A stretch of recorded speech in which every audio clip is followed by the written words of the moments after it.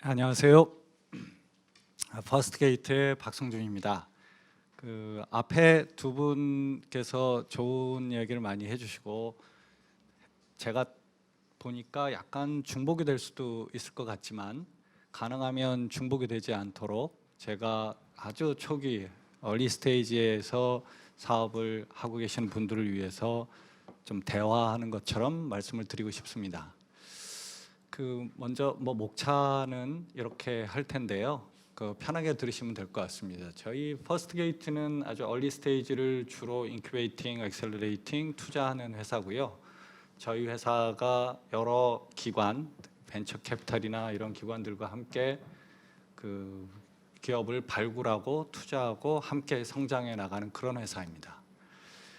크게 이제 저희 네트워크에서 아주 초기 창업 기업을 발굴하고 투자하는 일부터 시작해서 팁스 추천이나 팁스 전용 펀드로 투자를 하고 이후에는 벤처 캐피탈이나 PE 투자 네트워크를 이용해서 스케일업을 하는 이런 로드맵을 가지고 스타트업을 발굴 육성하고 있습니다.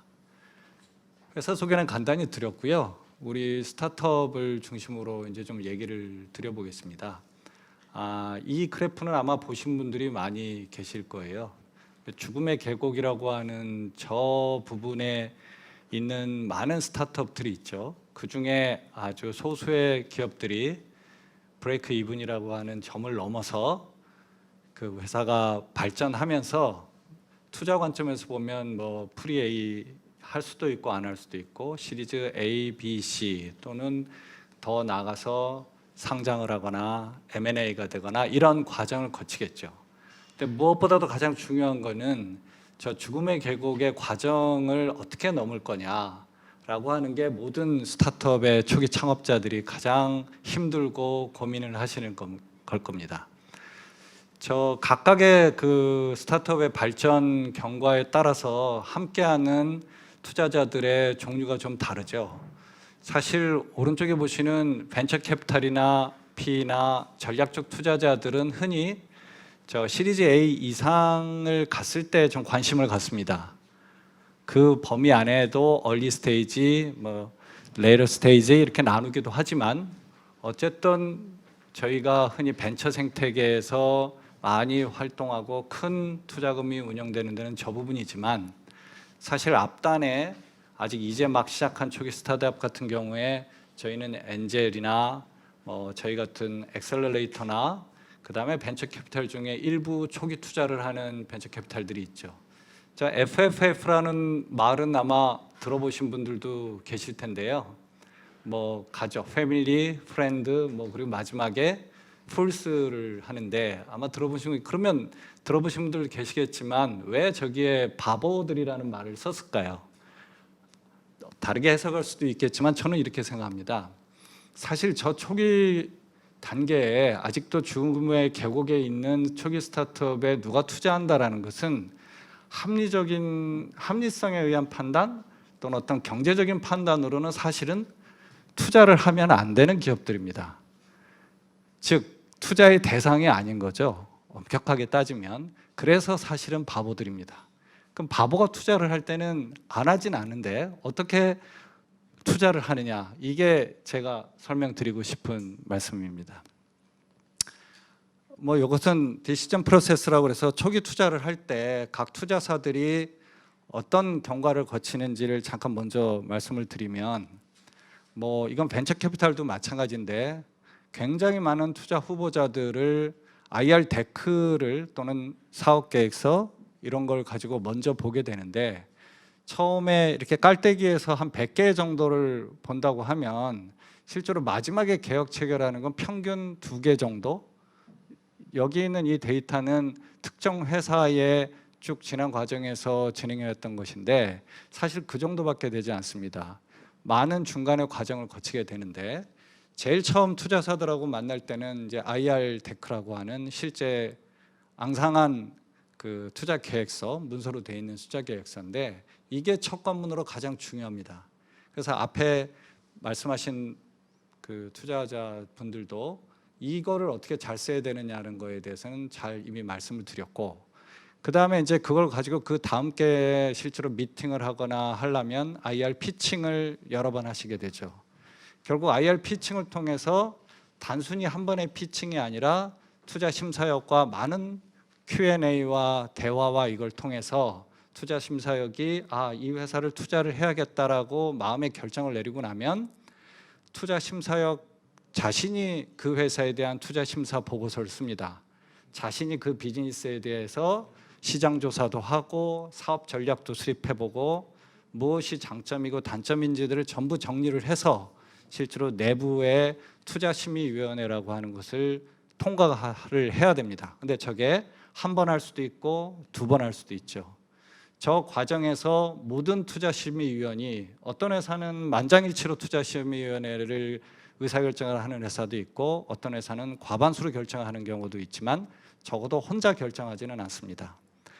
그렇게 해서 모두가 통과가 되면 그때서야 이제 실제 이 회사의 여러 가지 듀딜리전스라고 해서 확인할 것 추가로도 확인하고 그렇게 되면 텀시트를 교환하게 되고 계약서를 맺고 그것까지 무사하게 도달하게 되면 이제 투자금을 납입하는 절차를 거치게 되는데 저 모든 과정의 하나하나를 스타트업 특히 CEO 분들이 반드시 무사히 통과를 해야 되는 과정입니다.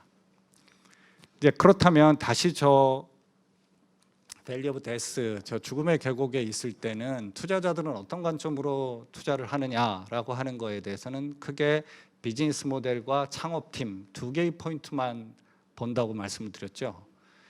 그 이유도 참고로 말씀을 드리면 시리즈 A, B 정도가 되면 이미 숫자를 흔히 본다고 합니다. 그걸 KPI라고 얘기해도 되고 또는 매출이나 수익으로 얘기할 수도 있습니다. 물론 비즈니스 모델에 따라 수익이나 매출이 매우 적고 다른 인덱스, 다른 지표를 가지고 숫자를 증명할 수도 있는 경우도 있기 때문에 꼭 매출 수익으로만 판단하지는 않습니다. 그거는 그 회사의 비즈니스 모델에 따라 달라질 수 있는 것이니까 자기 회사를 어떻게 IR을 할 것이냐라는 것은 그 스타트업 스스로가 정확히 결정을 해서 IR을 하셔야 되는 거죠. 후단에 가면은 상장이나 인수합병 가능성만을 놓고 투자자들은 평가를 합니다. 그때는 우리가 투자한 것을 길지 않은 시간 내에 얼마나 빠르게 회수할 것이냐 그 가능성만을 가지고 평가한다고 생각하시면 됩니다. 물론 저 세 가지 모두 하나만 보지는 않습니다. 아주 초기에도 당연히 엑식 가능성을 볼 것이고 숫자가 있다면 숫자를 보겠습니다만 어떤 단계에서 어떤 포인트를 가장 중요하게 보는지를 말씀드리는 거라고 생각하시면 될 것 같습니다. 자, 그러면 저는 저 비즈니스 모델과 창업팀 두 가지만을 본다라고 하는 부분에 대해서 좀 더 잘 이해를 부탁드리기 위해서 좀 더 자세하게 말씀을 드리고 싶습니다. 뭐 비즈니스 모델을 좀 더 세분화해서 말하는 경우도 많이 있습니다만 어쨌든 비즈니스 모델이 포괄적인 개념이라서 사실 비즈니스 모델을 본다 그러면 별 도움이 안 되죠. 근데 비즈니스 모델은 보통 마켓은 사실은 커스터머, 고객이라고 하는 것부터 항상 불러댑니다. 근데 제가 이 장표를 만들면서 말씀드리고 싶은 경우는 이 투자에도 유행도 있고 때에 따라서 어떻게 저 비즈니스 모델을 설명할 것인가에 대한 많은 이야기, 이론, 주장들이 있습니다. 근데 그런 것에 대해서 그걸 어떻게 이해하느냐가 되게 중요하다라고 하는 말씀을 드리고 싶고요. 예를 들면 그러면 내가 내 비즈니스가 어떤 마켓을 대상으로 하고 있고 나는 그것을 어떻게 사업화할 것이냐라는 것을 가장 잘 설명하는 방법 중에 하나로 프로블럼이니 페인 포인트니 이런 정의들을 얘기를 하죠. 그거에 대해서 나는 어떤 솔루션을 갖고 있다라는 얘기를 IR 앞단에 정말 잘하라는 이야기를 많이 들어보셨을 것 같습니다. 근데 이것은 아주 짧은 시간에 때로는 5분 안에 피칭을 해야 되기도 하고 길어도 15분을 넘지 않는 IR 피칭에서 나는 어떤 마켓을 타겟으로 하고 있다라고 하는 것을 가장 빠르게 정확하게 생생하게 전달하기 위한 하나의 수단 방법입니다. 그러니까 이것을 절대적으로 보실 필요는 없지만 만약에 어떤 시장의 문제점, 어떤 페인 포인트를 나는 챌린지하는 거다라고 하는 것을 설명하는데 이 방법이 가장 좋다고 하면 그 가장 좋은 스토리를 만들어내시는 게 제일 좋습니다. 솔루션이라고 하는 걸 좀 더 쪼개서 보면 프로덕트일 수도 있고 서비스일 수도 있죠. 그리고 어떤 시장의 문제점이나 페인 포인트를 내가 어떤 프로덕트와 서비스로 해결하겠다라는 얘기를 우리는 흔히 마켓 프로덕트 피트라고 얘기를 합니다. 이것이 결국은 가장 중요하겠죠. 그리고 그것을 좀 더 구체화시키는 것이 이 마켓 프로덕트 피트의 관점에서 봤을 때 마켓 사이즈는 얼마고, 그렇기 때문에 우리의 레베뉴는 어느 정도가 될 수 있는데 나는 그 레베뉴를 수익화를 어떻게 하겠다, 이런 주장이 비즈니스 모델에 들어갈 수도 있고 들어가지 않을 수도 있습니다. 단순히 매출만 보는 것인지 아니면 나는 수익까지를 보장할 것인지도 그 업의 특성에 따라 달라지기 때문에 그거를 설명을 하시면 됩니다. 마지막에 요즘 많이 얘기 나온 비즈니스 모델 캔버스라고 하는 것도 있는데 저거는 쓸 수도 있고 안 쓸 수도 있다고 생각합니다. 저게 심플하게 커뮤니케이션 할 수 있는데 좋기 때문에 저런 말을 많이 사용을 하지만 막상 작성하다 보면 굉장히 작성이 사실은 없습니다. 어렵습니다. 업에 따라서도 많이 다르고, 그래서 비즈니스 모델 캔버스를 고민하실 때는 제가 추천드리고 싶은 부분은 제 비즈니스를 좀 더 깊이 이해하기 위해서 제 스스로 생각을 구조화하는 방법으로 생각하시는 게 좋고, 저 방법을 사용하는 게 IR에 도움이 될지 안 될지도 때에 따라 다르기 때문에 잘 판단을 하셔서 사용합니다. 또 하나 중요한 주제로 창업팀의 경우에는 창업팀 또는 창업자가 어떻게 하느냐, 그러면서 저희는 엔터프리니어십이라는 말을 많이 하지만 사실 이 단어도 굉장히 추상적이기 때문에 포괄적입니다.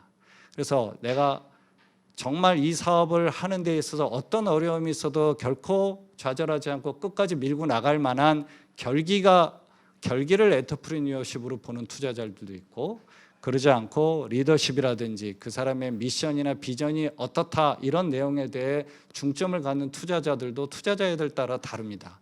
그러니까 그런 부분들을 자기의 스토리로 만들어내는 것이 가장 중요하다고 봅니다.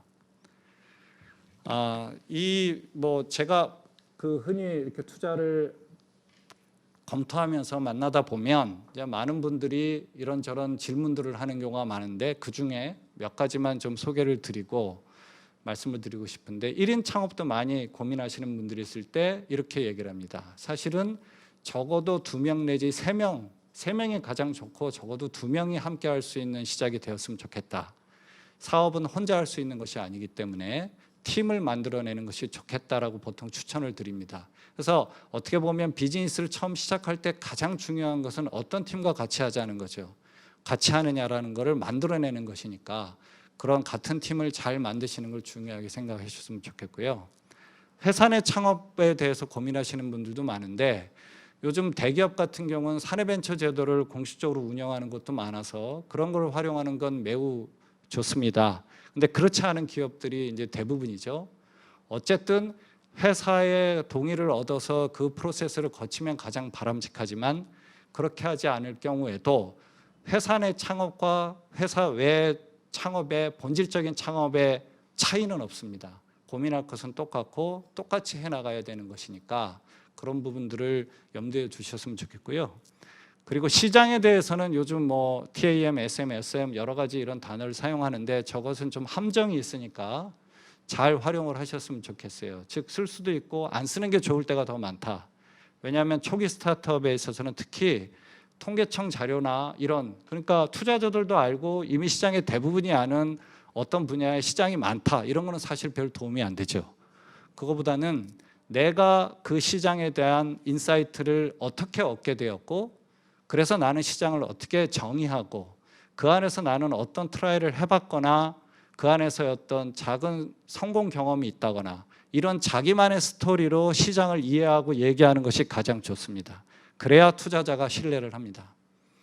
그리고 명확한 비즈니스 모델은 투자자가 가장 챌린지를 거칠게 할 수 있고 그 과정을 내 비즈니스 모델에 검증하는 과정이다라고 긍정적으로 생각하시는 것이 아주 중요합니다. 투자자는 정말 도움이 될 수 있습니다.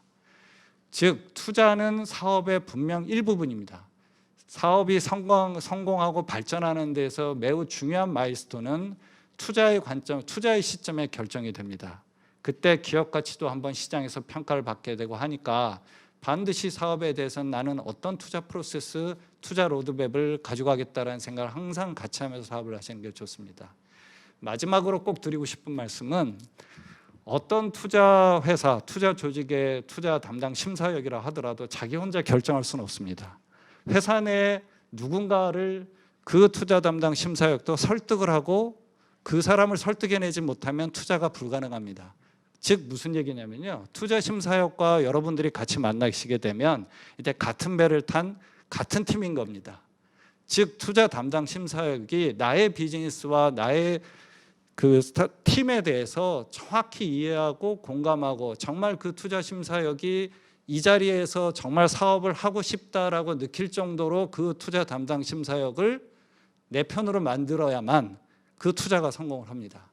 그래서 어떤 투자 심사역을 만나다 하더라도 개성이 다르고 중요하게 생각하는 것이 투자자들마다 다 다르겠습니다만, 중요한 건 어쨌든 그 투자 심사역이 내 비즈니스 안에 들어와서 나하고 같이 비즈니스 하는 것만큼 확신에 차서 설명하고 남을 설득할 수 있는 정도까지 만들어내셔야 사실 투자는 성공하는 것입니다. 그러기 위해서 많은 대화를 하시고 그런 과정에서 함께 투자자와 스타트업이 하시게 되면 아마 회사를 발전시키는 데에서 아주 큰 도움이 될 거라고 믿습니다. 여러분들의 건투를 빕니다. 고맙습니다.